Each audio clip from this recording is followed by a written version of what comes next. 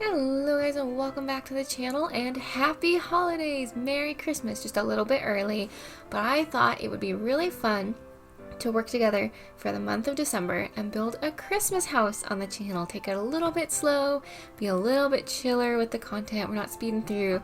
I noticed a trend where my videos were sort of mimicking sort of my headspace lately and they were getting pretty darn speedy, which is fun, but a little bit hard to watch sometimes. So we're slowing it down, we're taking it back, we're enjoying the holidays, and we're building a rather large Christmas cabin. Like, I wanted that sort of like cozy in the woods feel, but it's definitely like a large family house.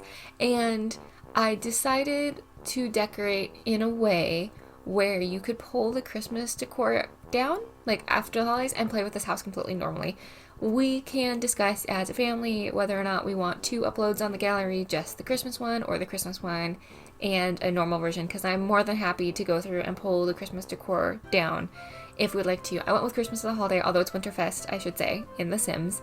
And it has a living dining, kitchen, a teenage girl's room, a younger girl's room, the parents' room, a little office nook space. It is a, 2.5 bath, 3 bedroom, and it has a really nice porch that isn't really decorated because it's the winter time and it's snowy and it's cold, but would be really nice during like the summer seasons and stuff. I went ahead and built this in the Snowy Escape world because it was a very easy way to get snow. It's up on the top of the mountain. It's actually a huge lot, but we didn't make a lot of use of it. I just really wanted the snow. So I think this house could reasonably fit on most like mid to large lots. It took me a while to figure out this floor plan. You won't see a ton of it, although you will see me fight with roofing and fight with ceilings for forever, and then I forgot to paint the ceilings. Like, I still don't always remember that's an option we have. My goodness. So I should go back and fix that. But I fought with the ceilings and I fought with the roofing for a while because I kept wanting to like blink away like that. And I will tell you a secret: when you see the screenshots, any indoor screenshots you see, some of the outer roofs are missing because it was doing that glitch where just all of the roofs were poking through no matter what. Like, it did not matter what I did. You could see every eave, you could see every roof. So I was just like, you know what, for the screenshots, we'll just get rid of them for a minute, because then like I restarted the game and it would be gone for a while and then it would come back. I don't know what causes that. I'm sure they're chasing it just like they chase the banister bug. But which we also have experienced a little bit in this build. But I think we got it worked out, but there's a chance the banisters might be a little bit weird, unfortunately, until they fix that.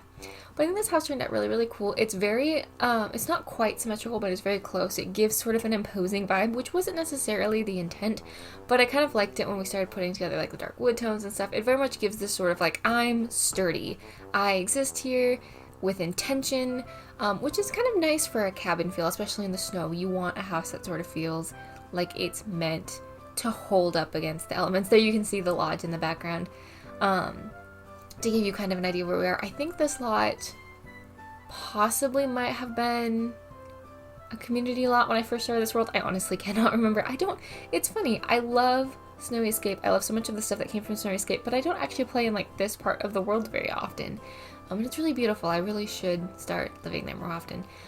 But I split this house up into 4 videos. Today's video will be predominantly working on the outside. I gave a lot of thought and attention to the outside. I actually had to walk away from this build and come back to it multiple times because I wanted to make sure it came right. And like I said, I wanted to slow down. I wanted to take my time. I ended up really liking the way this ended up working out. I put the stairs up on the side for this back patio, gave it a big wraparound. In my head, in the summertime, you could have a nice barbecue out here. The yard could have some beautiful playthings for the kids. Could have a dog maybe, or a cat that goes outside and enjoys. This would be a really lovely home for that. So we went ahead and we did the basic layout, and we're doing the outside in this video. I actually had a lot of fun with the layout too, because I tried something new that I have since done a couple of times now. Last year for Christmas, almost 1 year ago now, I was gifted a remarkable e-ink tablet. For those who aren't familiar with what that is, it's basically like an electronic piece of paper. It's very cool, and I was aware of them, but sort of in the same way I'm aware of Teslas. Like, I was like, that's cool for someone who can afford it. But I was gifted one by a family member who had, to my surprise, had pulled off sneakily saving all year long. And I appreciate it so much because I use it every day at work. I use it constantly at work. I use it for a lot of my banking. I use it all the time to write down like Sims ideas and stuff. But it has all these really great features to it, like different page types and stuff. And I found out it had graph paper on it. And I had been thinking like, that's super cool. And I've been using it for like my equations and stuff at work. But it occurred to me for this build, for the first time for some reason, I don't know why it took me so long for it to occur to me. I was like, I bet I could do the very basic preliminary draft of the house on graph paper because Sims is on a grid. So at the very least, I can probably figure out the walls and figure out sort of the minimum sizes I need on graph paper. So I did it on my Remarkable. And it was amazing because like it didn't turn out exact. The kitchen was definitely different than I drew out. Because I didn't really go into detail with the cabinetry or anything. So the kitchen was a little bit different than I had initially imagined, which is fine. But the living room came out really close and the dining room came out really, really close because I was able to sit down and go like, okay, so if I have a grid of like 4, what kind of dining table can I fit in? Okay, well I can fit in this size dining table because we have like single tile, dual tile, and 3 tile ones, right? But, or 2x1s and 3x1s. And then we have the rounds. But the thing is like you also have to take into account the chairs. So I was able to like kind of take into account the chairs and stuff, and I was able to figure out the windows, and I was able to draw out these little like bump outs. That window, I don't even know what you'd call those. You know, the little bump outs you can see there. And it was really pleasant, and it made coming into a layout on a build like this really, really interesting because I didn't come in just sort of flailing. I still had to change some things about the entryway and stuff. But it was really interesting, and I've done it a couple of times since, and it's kind of become really fun. In fact, at the time I'm recording this, they just announced For Rent, and they just announced that For Rent is going to allow us like 6 units approximately and stuff. And so I've started drawing out the floor plans for like some brownstones. It's really fun because sometimes being a software engineer, I don't always want to be at my computer. I love playing The Sims, but sometimes I'm like, I don't really want to be at my desk for like the 13th hour, you know? So it's kind of nice to be able to take it out. So I highly suggest, I think it could really easily be done on a like pad of graph paper if you owned one. I used to own one. I don't know where it went. But like just, I know Walmart sells like notebooks of graph paper for like 25 cents. Like if you're thinking about it and you want to try it, go get a 25-cent notebook and try drawing out some of your floor plans for The Sims in graph paper. Because now I've got it in my head. I'm like, well, what if because I've been you know, messing around with CC and stuff. I'm like, what if I took that graph paper and then like were to paste it into a sketchbook and I could do like a whole mood board. I'm taking it too far is what I'm saying. But this is the house that started it all. This is the house where I was like, what if I could draw it on graph paper? Because I'm a big graph paper kind of kid. And this is the one where I was like, my Remarkable has graph paper. I could do this, and it's fantastic. Highly advised. I think that's going to be my go-to when I am struggling with a build, getting the layout right. Because sometimes being able to just like bird's eye, move it around on graph paper is easier for a lot of projects. I've drawn out a few things on there. I'm one of those people, I have the bad habit of, I'm mildly convinced I can fix and or build anything with enough time. I don't know if anyone else does this. Like my HVAC system went out recently, and I had a company come out, and they unfortunately, I'm going to jump back to the build for 1 second. I did play around with it being brick for a while too. I played around with a lot of different ideas. I do think this house style would be really cute as like a brick and board or a full brick build. I couldn't make it come together this time. Like I couldn't get the vision clear enough in my head. But looking at it again with fresh eyes, this house could also be really cute as like a brick and board or full brick with like beautiful white trimmings. That would have also been cute. Highly advise if you download this to play with that. I bet you this, because it's basically a box with bumps, right? This box with bumps could fit in a lot of neighborhoods. It could also just be a really pretty like clapboard house. But I went in a different direction. But I think looking at that again, I would highly suggest if you don't want it to be like Winterfest themed, or you want it to be like a little bit summery to fit in a different world, try playing around with the outside wallpaper. I bet you can get it to look different and really quite pleasant in other styles as well. Anyways, what I was saying is I'm mildly convinced I can fix anything if you give me YouTube and enough time. or Googling enough time. And so like my HVAC went out recently, and unfortunately I had a company come in and they were like, you need a full redo. It's going to be like 30 grand. And I was like, no. Good news. That wasn't accurate. I got a second opinion and got it fixed for significantly less.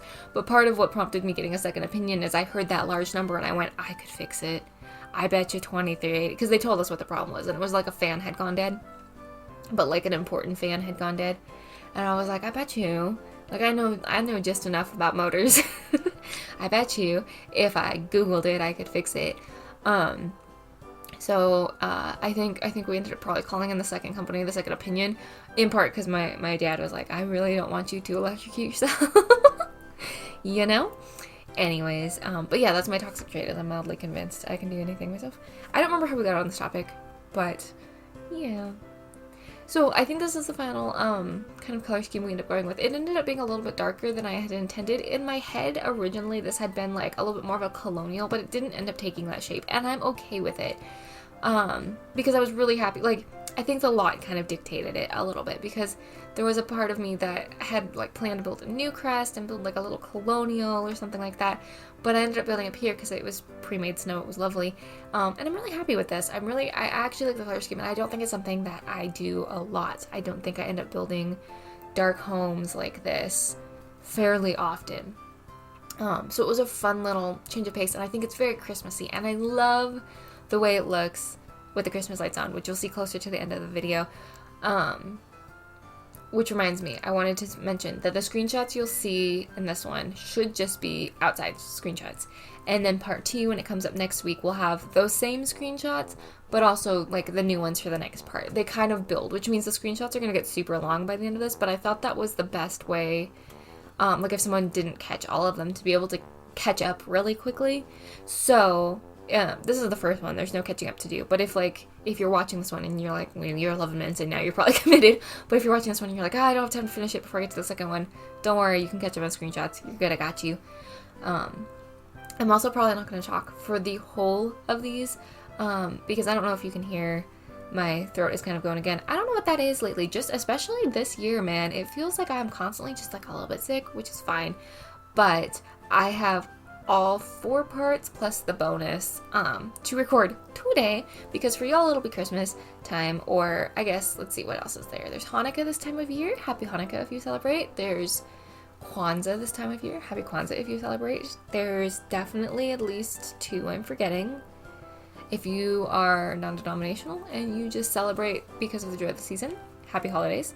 If this is a hard season of life for you, I'm so sorry. You'll make it through. Spring is coming. But we celebrate Christmas in my house, so that's what I tend to default to. What was the original point of this? Oh, when I'm recording though, it is a couple of days before Thanksgiving, and I am hosting Thanksgiving. So I have literally given myself like 2 days to get all this done. It wasn't intentional.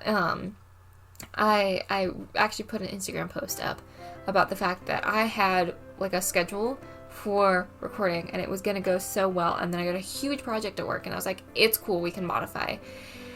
And then I had a major home repair, and then another major home repair, and then a third major home repair, and it's continued to snowball. And then I got sick for a while, and then work continued to just explode into a bigger and bigger project. And I actually, like, at the time of recording this, I am literally off work because, and it is a Thursday, which doesn't usually happen for me, but I hit so many hours this week already. My boss was like, you need a minute, go take a minute. And I was like, okay, because this project has spiraled out of control.